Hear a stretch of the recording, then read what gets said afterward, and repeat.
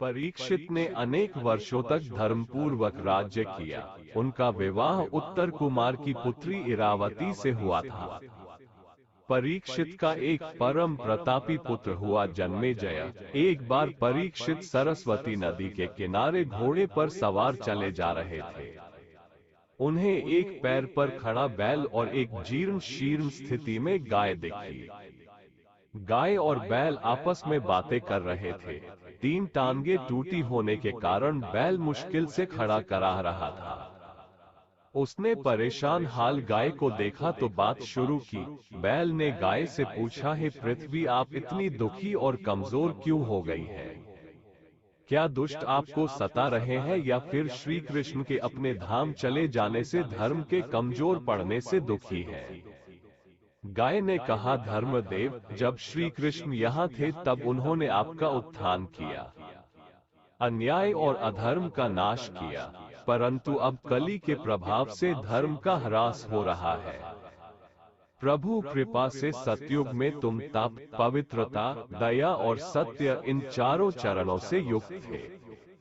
त्रेता में केवल 3 चरण रह गए और द्वापर में बस 2। कलियुग में एक ही चरण सत्य शेष बचा है। कली इसे भी मिटाने के प्रयास में लगा है। मैं इसलिए बहुत दुखी हूँ कि अब मेरे ऊपर ऐसे अधर्मियों का वास होगा जो ईश्वर को नहीं स्वीकारेंगे और कहेंगे कि पृथ्वी पदार्थों से बनी एक पिंड भर है। श्री कृष्ण ने पापियों का संहार कराकर मेरा जो बोझ कम किया था वह फिर से बढ़ रहा है। कलियुग के प्रभाव से पापियों का बोलबाला होने वाला है। मैं इससे दुखी हूँ। गाय और बैल बात कर ही रहे थे कि तभी वहां भयावह आकृति वाला कलियुग पहुंचा और बैल का चौथा पैर, सत्य, तोड़ने का प्रयास करने लगा। बैल पीड़ा में चिल्लाया। परीक्षित दोनों की सारगर्भित बातें बहुत देर से सुन रहे थे। उन्होंने कलियुग को बैल पर प्रहार करते देखा तो दौड़े आए और उसकी गर्दन पर तलाव रख दी। कली को अपनी मृत्यु सम्मुख नजर आ रही थी, इसलिए उसने पैतरा बदला और परीक्षित के पैर पकड़कर माफी मांगने लगा। परीक्षित ने कली से कहा, मैं अभिमन्यु का पुत्र हूँ, यह मेरी प्रजा है।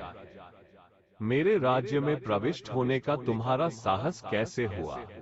निकल जाओ यहाँ से। कली ने कहा, सारी पृथ्वी पर आप ही का तो राज्य है, मैं कहाँ जाऊंगा? मुझे भी प्रभु ने ही बनाया है और जो समय तय किया था उसके अनुसार ही मैं आया हूँ। अब मैं कहाँ जाऊं? आप राजा हैं, मैं प्रभु द्वारा रचित आपकी प्रजा हूँ।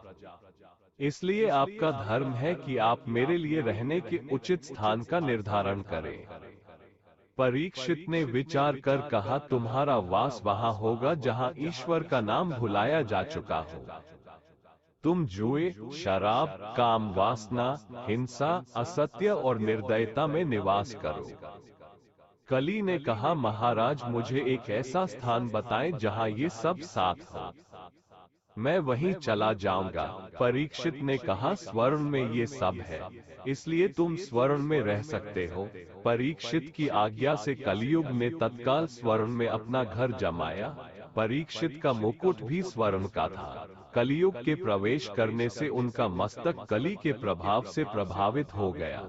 कली के प्रभाव के कारण ही न्यायप्रिय परीक्षित ने ध्यान में लीन शमीक मुनि के गले में मृत सांप डाल दिया जो उनकी मृत्यु का कारण बना।